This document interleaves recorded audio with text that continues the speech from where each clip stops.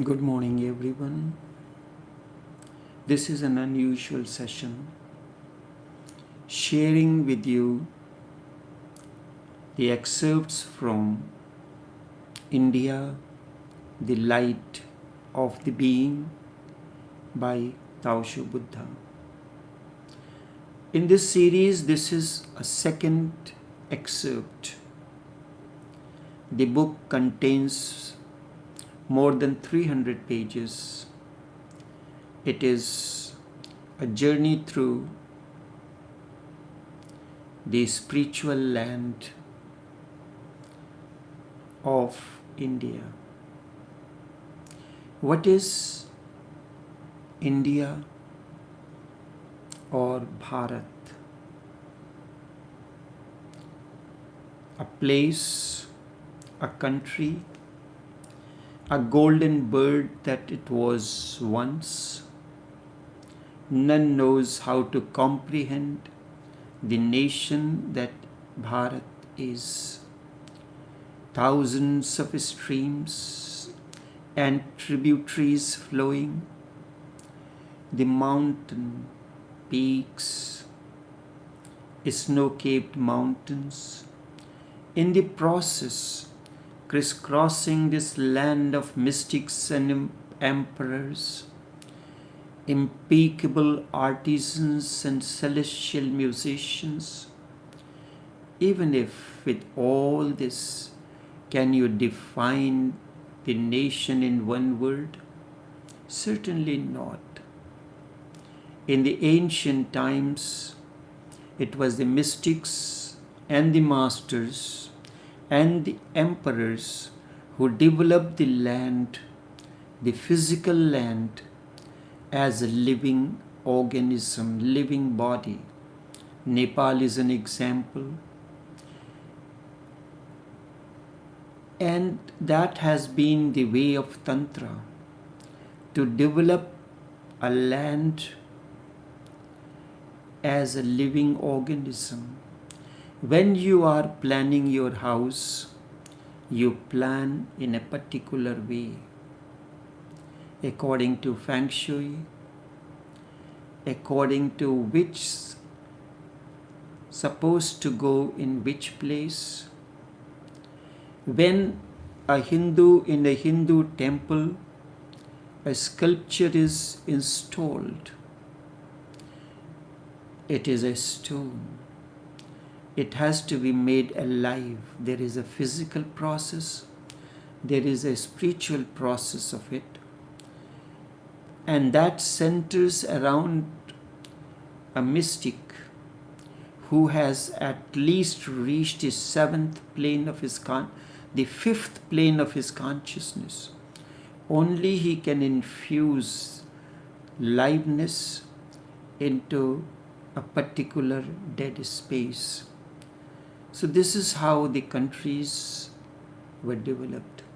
Bharat remains a paradox, constant image of contradictions. On one hand, we have ancient sages who never bothered about publicizing what they did. Here,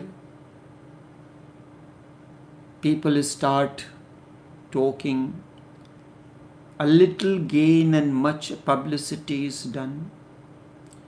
For instance, sage like Aryabhatta who gave 0. It was the Indian sage, astronomer, astrologer, scientist who exactly determined the value of the Greek letter pi, 3.14732. Sage Charak, the Ayurveda Acharya, astrologer, it was in his writings there was a description of the atomic theory, the law of gravitation, which was taken by Dalton and discovered and made known to the world as his discovery. So many such things are there. That is why a constant India remains a constant image of contradictions. Nothing makes sense logically, yet at another level, all seems to fall into place. To me, Bharat is the mystery of a banyan tree, a noble tree with majestic presence, rooted with massive offshoots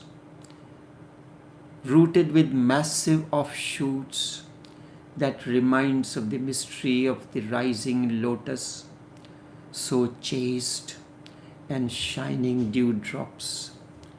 Bharat is eminent and transcendental mystery that leaves a deep feeling of wonder and amusement as experienced by a child.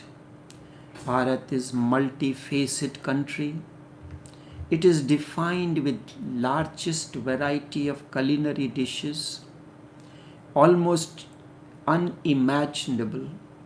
Numerous languages and dialects are uniqueness of a nation, largest variety of apparels Bharat have given to the world. All these diversities make the nation unique in many ways. A Punjabi, a Sindhi, a Bengali, a Maharashtrian, a Bihari, a Kashmiri, a Tamil, a Gujarati, all are identified as Indian. But none can define the whole nation. Bharat therefore remains an undefinable mystery. India is not a mere piece of land that was invaded and divided so many times over the period of history. Who will build a temple in Malaysia? Who will build a temple in Middle East or in certain parts of South America? That means something. India is not geography or history. India is a vibration with a certain energy field that no other country can claim, a flame of awareness and golden spire of consciousness. Indeed, Bharat is. Golden spire of consciousness, indeed, Bharat is. And now pulsates to regain his past glory and magnanimity once again under the able kinship of the government of the time. It is a strange, certain vested interests and politicians define India with one thinking. They do not want it to be known as Bharat, the nation with ancient glory. Bharat is the dawn of a new horizon. Dawn of new horizon. To me, Bharat is the inner space of every meditator. It is journey towards the discovery of inner spiritual treasures within each one of you. There is a spiritual part of India which is beyond the material poverty and riches that your physical eyes cannot envision, your cameras cannot photograph it, your training, your education cannot capture it. When you are connected to that innerness deep within, only then you are worthy of being called the citizen of Bharat. Then it will not matter where you are born and grew up. All that will matter that you breathe the spirit of Bharat. Your life reflects the spirit of Bharat. Bharat. The vibrations of myriads of sages that ever adorn the land with their presence is still alive, those vibrations. The horizon is overflowing their vibrations. You need a certain perceptivity and meditative capacity to feel and receive the invisible, the unheard, and the invisible that surrounds the land. That is my love, my being, my presence. A Naqshbandi Sheikh, Hazrat Amkan ki Razi Allah Ta'ala Unu, who lived in Afghanistan, sent one of his disciples, Hazrat Baqibullah, in 1624. While sending him, he said, I am sending you to a distant land. I am sending you to a distant land whose very texture is soaked in spirituality. It is the land sanctified, nourished and nurtured by such forces from times immemorial. The land which is ready to explode any path. A land whose very being is not only ready but has the capability to infuse life even in a dead heart. I am sending you to India. India has been the university of meditation and beacon light, not only now but from times immemorial. It created many Buddhas. This was an excerpt from Tasawwur-e-Sheikh, the work of Taoshobuddha. Verily I speak to you of this Bharat. That is my love, my being, my presence. This is the nation to which every seeker looks to as the beacon light for inner journey and transformation. To this land, Lao Tse, the Chinese master, was drawn when at the end of his life's journey, he traveled on his water buffalo to reach the Sahasra, the 1,000-petal center, the Himalaya of Bharat, for meditative sojourn and dissolution in the ultimate. India is the living organism whose 1,000-petal center is the Himalayan mountain, the snow-capped mountains. To this serene, snow-capped, 1,000-petal center, Moses, the only begotten Son, Jesus, was drawn for solitaire and finally choosing to merge in the existence here. 25 centuries ago, with the enlightenment of Gautam the Buddha, a new way of religiosity came into existence. Before Buddha, there were religions but not religiosity. Before Buddha, there was religion but never a pure religiousness. Man was not yet mature. With Buddha, humanity entered into a mature Bharat. Buddha has opened the gateless gate. It takes time for human consciousness to undergo such a deep message. Buddha's message is the deepest ever. Nobody has done the work that Buddha has done, the way he has done. Nobody else represents the pure fragrance of awakening, pure fragrance of consciousness. Other founders of the religion, other enlightened ones have compromised with their audience. Buddha remains uncompromised, hence his purity. He does not care what you can understand, but he cares only that what truth is. And he says it without being worried whether you understand it or not. In a way, it looks hard. In another way, it is the great compassion. When a student like Siddha, when a student like Subhuti inquires something, Buddha has to respond. Thus emerged the Diamond Sutra, a dialogue between Buddha and Subhuti. Nobody asked, yet still the entire scripture is here. In response to Sariputra, Buddha gave the message of Heart Sutra to the world. Padmasambhav, the lotus born, was a sage guru from Odiyana who is said to have transmitted Vajrayana Buddhism to Bhutan, Tibet, and neighboring countries in 8th century. In those lands, he is better known as Guru Rinpoche, the precious Guru.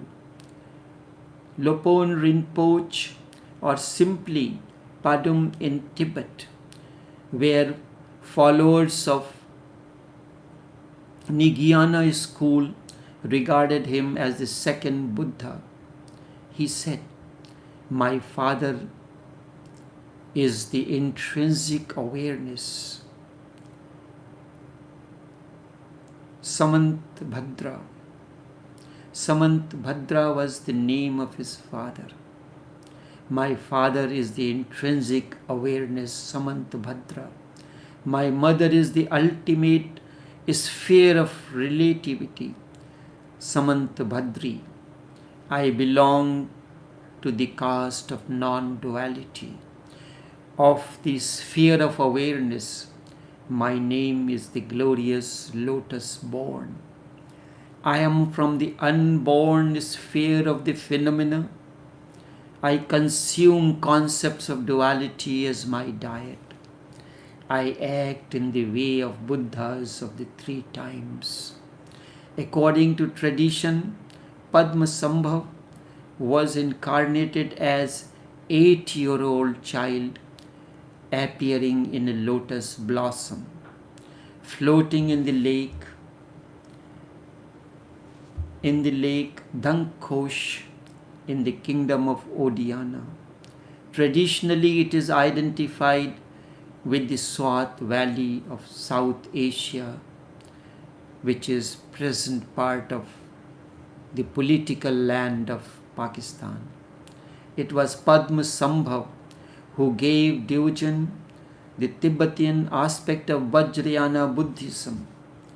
I am indeed elated. I am speaking to you on Tibetan Buddhist master. What excites me are 3 names: Tibet, Buddha, and Atisha. Tibet was once the part of undivided India. It is the only country in the world that has spent all the energy for the development of human consciousness. No other country claimed that. Buddha gave Vipassana meditation and made enlightenment possible even for ordinary human beings. And Atisha is the Buddhist master who left India to go to Tibet. Initially, Atisha was allowed for 3 years. However, on reaching, Atisha decided to stay back in Tibet. Atisha Dipankar Srijan was born in 982. Atisha was a Buddhist teacher from Pala Empire who, along with Kongchong, Gyalpo, and Marpa, became one of the major figures in the establishment of Sarma lineage in Tibet after the repression of Buddhism by the king. Atisha is one of the rare masters. He is rare in the sense that he was taught by 3 enlightened masters in addition to 157 masters that he acquired. It was Dattatreya who who acquired 24 masters, but Atisha is rare, that he was taught by 3 enlightened masters in addition to 157 masters that he acquired. It has never happened before. Also, it is very rare that a master is trained by 3 masters. Atisha is a gift from India to Tibet, just as Bodhidharma is a gift from India to China. And there he developed Zen Buddhism. It is from the eternal land. Bodhidharma was invited by the king of Wu dynasty in China, and thus the union of Buddhism and the secrets of golden flower emerged as Chan, which came to be known as Japan as Zen.